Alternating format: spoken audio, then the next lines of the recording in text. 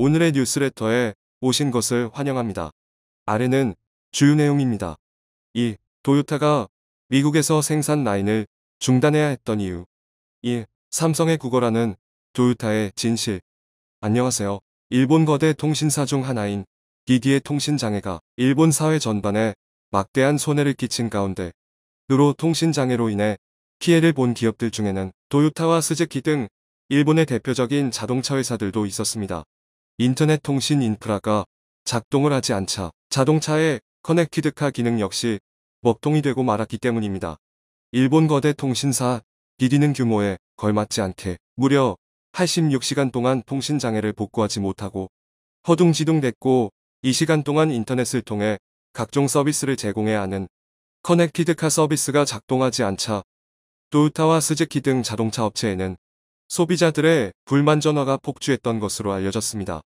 안 그래도 도요타 등 일본 자동차 회사들은 미국 특허 괴물 IB로부터 커넥티드카 관련 특허를 침해했다는 소송을 당해 골머리가 아픈 상황이었습니다.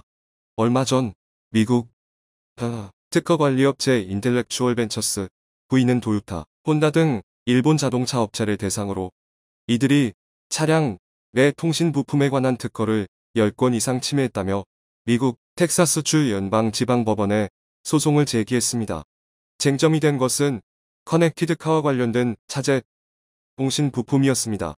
IB는 도요타의 프리우스와 렉서스 시리즈, 혼다의 어코드와 오디세이 등 이들 기업의 주력 차종이 차내에서 와이파이를 사용할 때의 통신 방법이나 기기가 외부 통신망과 접속하기 쉽게 만드는 기술이 자신들이 보유한 커넥티드카 관련 특허권을 침해했다고 주장했고, 이 문제는 법정에서 치열한 법리 다툼을 할 것으로 보입니다. 만일 텍사스주 법원이 IB의 주장을 인정할 경우 도요타, 렉서스, 혼다 등은 수천억 원의 손해배상금을 지급해야 합니다. 일각에서는 이른바 특허 괴물로 불리는 미국의 집단이 도요타를 타겟으로 삼아 노리고 소송을 걸었다는 이야기도 있습니다. 실제로 5G의 보급에 따라 인터넷과 연결되는 커넥티드카의 시장 규모는 갈수록 커지고 있습니다.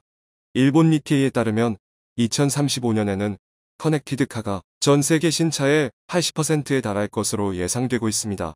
이처럼 시장은 커지는데 기술은 부족하고 특허 침해 소송까지 걸린 상황, 공지에 몰린 도요타는 어쩔 수 없이 자존심을 접고 한국에 손을 내밀게 됩니다. 특허 소송을 피해가기 위해 삼성전자가 인수한 세계적인 전장회사 하만의 장비를 도입하기로 결정한 것입니다. 삼성전자가 2017년 9조 원에 인수한 미국의 전장 전문업체 하만이 도요타에 1천억 원대의 고성능 텔레매틱스 장비를 납품하게 되었다는 소식이 전해지자 관련 시장은 깜짝 놀랐습니다. 도요타는 웬만해서는 한국 기업과 거래를 하지 않기 때문인데요.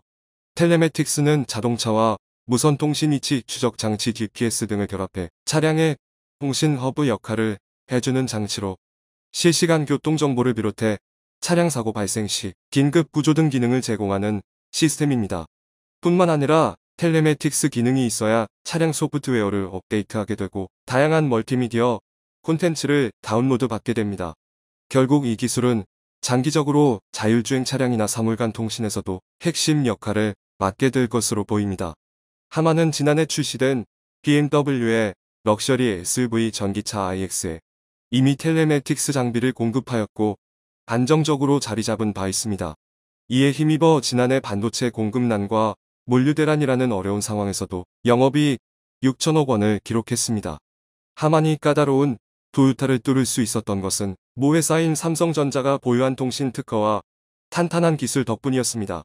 그동안 하만은 주로 차량 오디오에 집중하던 회사였지만 삼성전자가 인수하면서 삼성의 5G 기술 덕분에 텔레매틱스 기술을 개발할 수 있었고, 이번에도 삼성전자가 보유한 통신 특허에 대해 도요타가 내야 하는 특허 침해 비용을 최대한 줄일 수 있다는 전략으로 접근하여 수주에 성공한 것으로 알려졌습니다. 도요타가 삼성을 선택한 것은 어쩔 수 없는 선택이었습니다. 전장 분야, 특히 커넥티드카의 필수인 텔레매틱스의 역량이 너무나도 부족하기 때문입니다. 미국 기업이 도요타의 소송 을건 덕분에 한국은 어부지리로 수주를 하게 된 것인데요. 도요타가 포기할 수 없는 커넥티드카 서비스는 보안이 무엇보다 중요합니다. 그런데 도요타는 최근 몇 년간 보안이 뚫려 국제적인 망신을 당하고 공장이 멈춰서는 등 취약점을 드러냈습니다. 지난 1월 독일의 19세 청년 데이비드 콜롬보가 13개국의 테슬라 전기차 25대를 해킹한 사건이 발생했습니다. 당시 콜롬보는 전기차를 해킹한 이유를 이렇게 말했습니다. 자동차 키 없이 원격으로 시동을 걸 수 있었다. 주행 중 핸들을 조종하거나 브레이크를 밟는 것은 불가능하지만 차량 문이나 창문을 강제로 여는 수준의 해킹은 가능했다고 주장했고, 마지막으로 테슬라 차량 주인들이 향후 맞닥뜨릴 수 있는 상황에 대해 경고하고 싶었다라고 언급했습니다.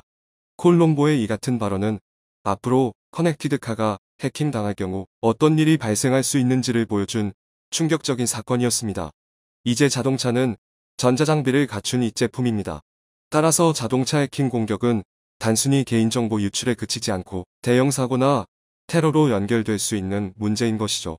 이 때문에 완성차 업체들이 그렇게 자동차 보안 기술에 막대한 자금을 투입하며 전력 투구하고 있는 것입니다. 얼마 전 현대자동차그룹은 유럽 자동차 사이버 보안 관리 측의 인증을 취득하기도 했습니다. 유럽이 이 인증을 취득해야 유럽의 차량을 팔 수 있도록 하는 자동차 사이버 보안 국제 기준을 채택했기 때문입니다. 현대차그룹은 2015년부터 화이트 해커 즉 해킹 방지 전문가를 채용해 차량 보안 연구를 시작했고 막대한 연구 개발비를 투입한 바 있습니다. 하지만 도요타는 최근 차량 보안뿐만 아니라 생산 시스템까지 해커들에게 완전히 뚫리면서 일본 내 공장 14곳의 28개 조립 라인이 모두 멈춰서는 굴욕을 당했습니다. 도요타의 부품 공급업체인 코지마 프레스 공업이 국제 해커 집단으로부터 랜섬웨어 공격을 받았기 때문입니다.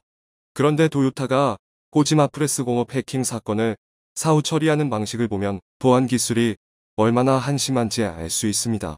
일본 요미우리 신문은 도요타 자동차의 해킹 정황을 확인해 단독 보도한 바 있습니다. 도요타가 코지마 프레스 공업의 바이러스 감염을 확인한 건 지난 2월 26일이었습니다. 이후 도요타는 보안 전문가를 투입해 정밀하게 검토했지만 사흘이란 시간이 가도록 해결 방법을 찾지 못하고 결국 3월 1일 손을 들고 말았습니다. 전국 14곳 28개 조립 라인이 멈춰선 것입니다. 해킹 공격으로 도요타 전 공장이 멈춘 건 이때가 처음 있는 일이었습니다. 약 1만 3천 대의 자동차 생산이 멈춰버렸고 공장을 전부 멈춘 후에야 시스템을 확인해 다음날 재가동할 수 있었습니다. 당시 코지마 프레스 공업이 감염된 바이러스는 그동안 일본에서 확인된 적 없는 종류의 랜섬웨어였다고는 하지만 사흘이란 시간이 주어졌는데도 도요타 보안팀은 해킹 공격을 파악하고 복구할 실력이 부족했던 것이었습니다. 사건이 일어난 지 얼마 지나지 않아 이번에는 도요타 부품 계열사 중 벤소가 해킹을 당해 핵심 기술을 전부 털려버린 사건도 있었습니다. 이 사건은 도요타의 부품 거래처인 코지마 프레스 공업이 사이버 공격을 당한 지 불과 2주 만에 벌어진 일이라 일본 사회의 충격은 컸습니다. 당시 덴소 독일 법인은 랜섬웨어 공격으로 발주 서류, 도면 등 무려 15만 7천 건 이상의 문건, 약 1.4TB 테라바이트 수준의 데이터를 해킹당했습니다. 덴소는 도요타의 전장사업부가 독립해서 설립한 회사인데 세계 2위의 자동차 부품 회사로 불리는 기업입니다. 이 정도 규모의 회사가 보안은 너무나 허술했던 것입니다. 도요타만이 아닙니다. 혼다 역시 2020년 사이버 공격으로 미국, 브라질 등에 있는 9개 공장에서 생산을 멈춰야 했습니다. 이제 일본 완성차 업체들은 해킹을 막는 일이 자동차를 만드는 일 중 가장 중요한 일이 돼 버렸습니다.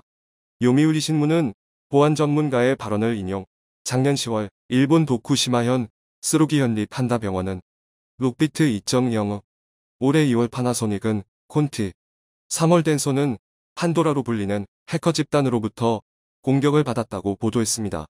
이쯤 되면 전 세계 해커들이 일본 자동차 회사들의 서버를 제 집처럼 드나드는 것으로 보이는데요.